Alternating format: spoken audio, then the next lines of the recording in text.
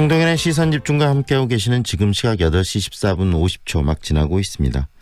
고 김대중 전 대통령의 부인 이희호 여사가 97세를 일기로 지난 10일 밤 11시 37분이죠. 별세하셨습니다. 이희호 여사는 김 전 대통령의 평생 반려자이자 또 정치적 동지였고요. 2009년 김 전 대통령이 먼저 세상을 떠난 이후에도 한반도 평화와 여성운동을 계속해오신 굉장히 큰 시민운동가로서의 역할을 해오셨습니다. 김대중 전 대통령과 이희호 여사 두 분을 가장 가까이에서 모셨던 민주평화당 최경환 의원 오늘 연결해서 고 이희호 여사의 삶에 대한 이야기 듣도록 하겠습니다. 안녕하세요, 의원님. 네, 안녕하세요. 최경환 의원입니다. 네. 10일 밤 이희호 여사께서 마지막 돌아가실 때 그 임종을 지키셨다면서요, 의원님. 네, 함께 있었습니다. 네, 그때 어떤 이야기들을 하셨고 또 그때 어떤 분들이 함께 하셨는지 말씀 좀 해주시겠습니까? 10일 밤에 한 9시경부터 좀 상황이 다시 유중해지신다 그래서 가족들이 다시 모이고 그랬습니다. 네. 그래서 한 10시경 좀 지나서 의사분들께서 이제 힘드실 것 같다. 마지막 인사를 나누는 게 좋겠다 이런 말씀을 하셨어요. 네. 가족들 또 비서들 한 분 한 분씩 돌아가면서 여사님께 마지막 인사를 했습니다. 네. 그동안 이렇게 감사하다. 하늘나라에 가셔서 네. 김대중 대통령 또 얼마 전에 돌아가신 아드님 있지 않습니까? 네, 네. 그 아들님 만나셔서 행복하게 잘 지내시라 이런 인사를 나누셨고 네. 또 이희호 여사님과 가족분들이 많이 그 개신교 기독교 신앙을 가지고 계시는데요. 네. 찬송과 좋아하는 그 성경 구절 시편 23편을 낭송하면서 네. 편안하게 보내드렸습니다. 네. 의원님께서도 마지막 떠나시는 여사님에게 그 마음에 그 가지고 계셨던 이야기를 전하셨을 것 같은데 어떤 이야기를 전하셨어요? 네, 저는 한 20년 가까이 20년 정도 대통령 내부를 모셨는데요. 네. 그동안 그 보내주신 사랑과 은혜에 감사드리고 정말 너무도 많은 고통과 시련을 겪으신 분이에요. 네. 이제 편안하게 좋은 데 가셔서 편히 쉬셨으면 좋겠다. 대통령이 만나서 좋아하시던 드라이브도 하시고 네. 또 이렇게 꽃구경도 하시고 철따라 꽃구경도 하시고 하면 하시라 이런 말씀을 드렸습니다. 네. 빈소 분위기는 어떻습니까? 네, 어제 조문 첫날이었는데요. 정말 많은 분들이 오셔서 삼삼오오 이렇게 모여서 평소에 이희호 여사님과의 사연들을 이야기하시고 그랬습니다. 이낙연 총리, 문희상 국회의장뿐만 아니라 네.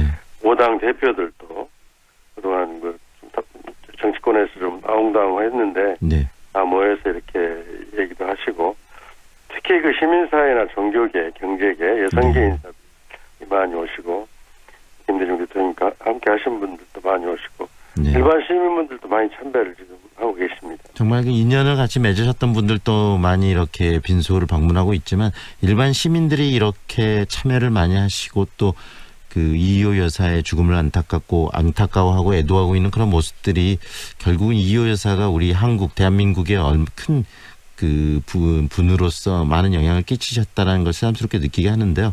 우리 의원 그래서 그걸 참으로 느꼈습니다. 네, 의원님께서는 이희호 여사 굉장히 많은 그 고통과 아픔을 견뎌내셨던 분이라고 말씀하셨는데 어떤 분으로 기억하시는지 그리고 이희호 여사와 어떤 맺었던 처음에 인연은 어떻게 시작되셨는지도 소개 좀 해주시겠습니까? 많은 분들이 이제 이희호 여사를 김대중 대통령의 영부인 또 내조자로 평가를 하시는데요. 네. 이희호 여사는 이제 그런 영역에 머무르지 않고 사회운동가로서 또 여성운동가로서 인권평화운동가로서의 독자적인 삶을 그런 개척해 오신 분이라고 할 수 있어요. 그렇지만 제가 평소에 가까이서 모실 때는 그런 정치적인 또 운동가로서의 투사로서 이런 모습보다도 어떻게 그 어려운 시절을 겪었을까 싶을 정도로 온화하신 성품, 네.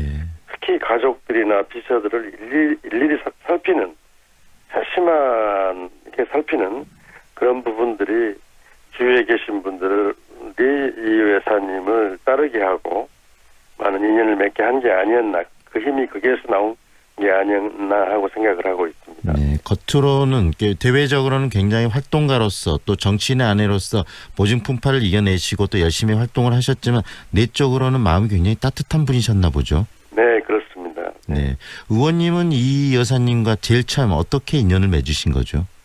저는 99년 청와대 공보비서관, 공보비서실에서 일을 하면서부터 청와대 이 여사님 일을 좀 돌봤고요. 네. 퇴임하셔가지고 동교동에서 같이 한 10년 넘게 거의 생활을 같이 하다시피 했습니다. 네, 많은 또 이 여사님과 함께 생활하시면서 여러 이야기, 사연들, 기억들이 있으실 것 같은데 이런 부분들 좀 기억에 남고 이 여사님에 대해서 가슴에 좀 담고 있는 그런 에피소드 있으면 하나 소개해 주실 수 있을까요?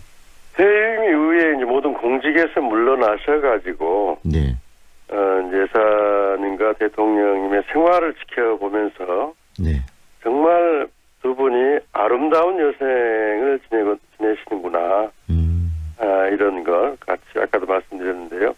참 드라이브를 좋아하셨어요. 네. 한강변이나 임진각 같은데 차를 타고 드라이브 하신 걸 좋아하셨고 철 따라 그 꽃 구경을 가시는 걸 좋아하셨습니다. 네. 봄에는 진달래 꽃을 보러 가시고 또 가을에는 코스모스를 보러 가시고 이런 분들이 참 두 분이 서로 존경하고 사랑한다 이런 말을 하는데 노년에도 그렇게 가까이 정을 나누시고 대화하시고 하는 모습이 저에게는 너무 인상적이고 좋게 남아있습니다.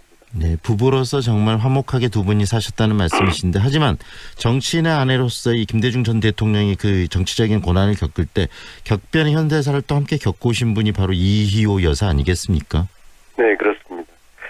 그러니까 62년에 두 분이 결혼하시고 이제 72년 박정희의 10월 유신이 있습니다. 네, 그 뒤에 김대중 대통령 이희호 여사 부부에게 준 고통은 한 30년간 계속되는데요. 네, 그러니까 우리 기억하기로 73년에 동경에서 납치된 사건, 네네, 대통령을 살해하려고 한 사건, 76년에 민주구국 사건, 3.1 민주구국 사건으로 감옥 생활을 하시고 또 우리가 잘 아는 80년 광주 5.18로 배후에 수정했다는 혐의로 사형 선고를 받지 않습니까? 네, 그 과정에서 정말 피눈물 나는 구명 활동과 이런 것들, 또 망명 생활, 연금 생활, 이 90년대까지 계속되는데요. 그 과정에서 이희호 여사가 보여준 인내와 용기, 이것은 거의 투사로서, 민주운동가로서, 네. 시민사회와 또 이렇게 제야 운동권과 함께 투쟁을 해온 그런 삶을 사셨다 이렇게 생각합니다. 네. 그리고 또 여성들의 문제 그리고 아동들의 문제 우리 사회에 소외받는 사람들에 대한 관심도 굉장히 좀 많이 보이셨던 게 이 여사가 아닌가 싶기도 합니다. 그렇습니다. 이 여사님이 김대중 대통령을 만나시기 전부터 지금 50년대 60년대부터 제1세대 여성운동가로서 그 당시에 지금으로서는 뭐 이슈가 되지 않습니다만은 축첩 반대 운동, 첩을 들이는 것을 네네. 반대하는, 또 결혼을 신고하자, 결혼 신고를 하자 이런 운동을 전개하셨고 그 뒤에 이제 가족법 개정이랄지 남녀고용 평등법과 같은 모성보호 3법을 제정하는데도 여권 신장 남녀 평등에 큰 기여를 하신 분이 네. 이 여사님만 한 분이 없다. 특히 이제 영부인 되셔가지고는 말씀하신 대로 여성과 아동 인권 신장, 네. 사랑의 친구들이라는 그 단체를 만들어서 그때 외환위기 시절에 결시가 아동들이나 독거노인을 돕는 네. 그런 활동을 꾸준히 해오셨죠. 그리고 최근까지 돌아가실 때도 이 김대중 평화센터 이사장직을 지내셨는데 역임하셨는데 결국은 이 남북 평화에 대한 관심도도 굉장히 크셨던 분이 바로 이희호 여사가 아닌가 싶기도 합니다. 예, 김대중 대통령이 햇볕 정책을 계승하는데 몸소 실천을 하셨는데요. 네. 10년 전에 김대중 대통령이 가신 후에 그 뒤에 세 차례나 방북을 하셔서 평양을 가셨어요. 네. 그래서 김정은 위원장, 지금 김정은 위원장 아버지 김정일 위원장이 돌아가셨을 때 조문도 직접 하시고 지금 네. 김정일 위원장을 만나서 조문도 하시고 또 남북 화해협력 평화운동에 함께 하셨던 그런 실천적으로 하셨던 분이라고 할 수 있습니다. 네. 정말 이 대한민국에 있어서 굉장히 중요한 중심에 항상 계셨던 분이 이호 여사라는 생각이 듭니다. 이번에 뭐 북한에서 조문을 오느냐 이 문제 가지고도 이야기들이 좀 나오던데 평소에 북한과의 이렇게 관계를 돈독해 오셨고 그런 활동들을 봤을 때 조문단이 좀 올 수도 있지 않겠느냐라는 이야기도 있습니다. 어떻게 보십니까? 네, 어제 빈소에서 김현철 통일부 장관 등 그 정부 인사들을 만났는데요. 정부에서 이제 부고를 북에 전달을 했습니다, 어제. 네네. 그래서 북한에서 판단을 할 거라고 보고, 저는 이제 담례 차원에서라도 아까 말씀드린 것처럼 김정일 위원장이 돌아가셨을 때, 김정일 위원장의 아버지 돌아가셨을 때 네. 직접 조문까지 가셨거든요. 담례 네. 차원에서라도 북에서 조문단이 오지 않을까 예상을 하고 있는데, 지금 이제 북미 관계나 남북 관계 상황에서 네. 북에서 이제 어떤 판단을 할지 좀 기다리고 있습니다. 반드시 오셔서 좀 교착 국면에 빠진 남북 관계를 회복하는데 하나의 전기가 되고 또 그런 그 이호 여사님에게도 가족에게도 큰 위로가 되는 네. 그런 조문단이 왔으면 좋겠다 생각하고 있습니다. 네. 이호 여사님의 일대기를 이야기를 들으면서 결국은 우리가 이 여사님이 가져왔던 어떤 대한민국에 대한 애정 그리고 활동들을 어떻게 계승할 것인가 이 부분도 중요할 것 같은데 앞으로 우리들이 그 부분을 어떻게 이해하고 행동해야 할까요? 그렇습니다. 중요한 이야기인데요. 이호 여사님의 그 여성 인권 운동가로서의 활동, 또 민주화 운동가로서의 활동, 또 평화 운동가로서의 활동 이런 부분들을 회상하고 기억하는 것이 중요하다 저는 생각합니다. 어떤 활동을 했고 어떻게 그 시대를 살아왔는가를 기억함으로써 또 그분들이 가졌던 헌신, 봉사, 용기를 배워서 그 가치와 정신을 이어갈 수 있다고 생각하거든요. 네. 그런 점에서 우리가 이호 여사와 아울러 김대중 대통령께서 걸어오셨던 그런 그 용기, 그 헌신, 봉사들을 기억하자, 네. 잊지 말자 이런 말씀을 드리고 싶습니다. 네. 지금 장례 일정도 이야기를 좀 해주십시오. 지금 발인일과 또 안장은 어디에 이렇게 모시게 네. 되는지도 속 이야기해 주시죠. 5일장 여성운동가 영부인 이호 여사 사회장 형식으로 치러지는데요. 네. 네, 이제 오늘 내일까지 이제 13일 내일까지 조문은 계속되고요. 네. 14일에 오전에 이제 발인을 해서 아침 7시에 이호 여사께서 50여 년 동안 다니던 신촌 창천교회라고 있습니다. 네. 거기에서 장례 예배를 드리고 동교동 자택에 들려서 좀 둘러보시고 김대중 대통령이 안장에 돼 계시는 동작동 현충원 네. 국민묘지에 합장 형식으로 장례를 치르게 됩니다. 14일 날 그런 장례 일정이 마련되어 있습니다. 네. 오늘 말씀 잘 들었습니다. 고맙습니다. 네, 감사합니다.